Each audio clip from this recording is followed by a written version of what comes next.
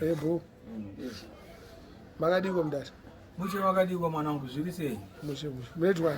Ndoitwa Moses Mula Nyaruka. Alright. Munozikanwa nyaya? Ninyaya yemusic.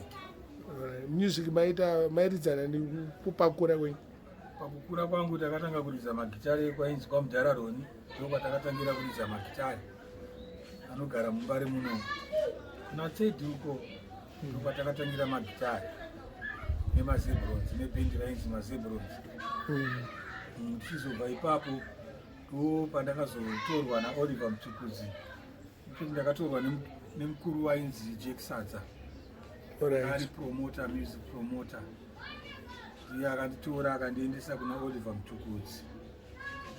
Aridza naTuku kwenguva yakareba. Mairidzi chiko naTuku? Mairidza lead guitar. Mairidzana nani time ya? Munoziva maband members enyu? Vana ndakaridza navo Isolvers ndovaziva. Kana vakafa zvese? Vazhinji vacho vese vakatopera kutofa, tangosara tiri tuchete makuno original Black Spirits. After Mtukudzi makazoridza? Mavakaridza navo imbovataura iti mbovanzwa. Kuna Tuku ndakaridza nemukomana ainzi Joseph Alpheus airidza bass guitar. Na Kenny Mkwesha. Asanoitwa Kenny Munemu anga ari muzukuru kwaMkwesha. Na Robert Mtukudzi. Na James Manyungwa. Na nemumufana ainzi Max Chimusoro airidza second guitar. Makazobva kwaMtukudzi after how long? KwaMtukudzi ndakazobva kwaMtukudzi tamboshanda tese kwemakore 5. Chichengechaiti? Igore ripi ramakatanga kuridza naOliver Mtukudzi? Takatanga kuridza naTuku 78. 78 ndio yandatanga kuridza naOliver Mtukudzi. Mairidzira kupi? Taingoridza mumabhawa matairidza kuna Namushandira pamwe, ana Garden Party, nemahalls zvakaita ana Rutendo Hall, ana Stoddard Hall ivava vedava, nekunana Mabvuku. Kwakawanda kwese kunana Tafara kutairidza. Saka makasiyana Mtukudzi 81? Hatina kusiyana 81. Ndakazomboregedza bhendi nini 1983 tabva kuMozambique. Kwatanga daita tour ikoko. Makazomuridza nechi after Mtukudzi? After Mtukudzi ndakazoridzana naMashakada. Sifas? Mudface. Sifas Mashakada neMudface? Mashakada neMudface. Ndakazomboridza ivo vakomana ivavo. And then from there ndopandakazombodaidzwa naChoas Mudoka wePied Pipers. Ndaregedza pana Mashakada uko. Chinzi Amosi watibatsire kuridza, ndakurwara mumwe wangu handisikudzwa mushe. Wandibatsirewo kuridza bass guitar. Pandakaendawo kuPied Pipers ipapo. But pamakashanda naMtukudzi naMashakada pane difference? Kana Tuku? It's obvious difference yange iripo. Sikatauri zvangu nyaya yemari. Was difference yange iripo pakuti vanhu taiunyatsowirirana mushe kwaMashakada uko. Pamusina chakaipa zvacho zvamunenge makawirirana ndo zvaiitwa izvozvo. Asi kwamaiona kuri nani ndikupeni? Ichobva zvinongoziva kuva kuru kwanga kuri nani. Pataingonesana zvedu nenyaya dzemari idzodzo, but kwanga kuri nani. Alright, makore kuma78 kunzi matambira mari. After maridza bhendi man usiku hwese maitambira mari? Mari yedu taizoiona kamwe chete uri musi weMonday. Mari yamaitambira yacho? Yamaitambira yamaiti zviri nani. Kana kuti after kana kuti weekend yese maipiwa mari? Weekend yese sometimes pamwe taipinda kuma1200. Aiwa, kuma78 zvanga zvisisikoka izvozvo mudare. Ndo zvandiri kutaura kuti taitambira matira chine madhora edu emuZimbabwe. Werodhisha yanga rodhisha. Yanga rodhisha. Saka kuma1000 yanga isikasvike mudare. Yaisvika kuma1000 mari yataitambira kuna Tuku isusu. Taita mashows touring. Yaisvika kuma1000 sometimes kana pachinzi hapana kuita mari $600, $800. Rhodesian dollars?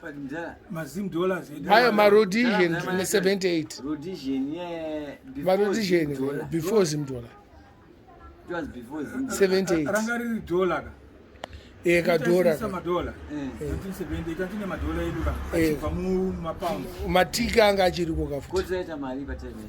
Ranga riri kuma 15 cents. saka mungotambira 1000 hazviite hazvibude kamudhani. kutaurira kachokwadi because mashows aiita mari handiti mashows aiita mari time yacho iyoyo. Kana tichiti hatina kutambira mari yakanaka after weekend yese taita mashows anga ari $500-600 sometimes. imba patime yacho yairenja mari because ma1000 amutsvara ndichikuziva iri mari iro dizha tikutaura iro dizha ndikutaurira inini chokwadi chekuti taitambira mari inosvika kuma$1000 pamunhu paeach munhu pehedangani mubendi tanga tiri about kuma8 mubendi. Jonas Tola anga aripo kapo. Jonas Tola anga asipo. Jonas Tola anga na Mkanya anga na Thomas Mapfumo. imba yairenja mari matezi saka taure zvimba ndimabvunza zvekuridza kwataita taitambira mari ndo mari dzataitambira idzo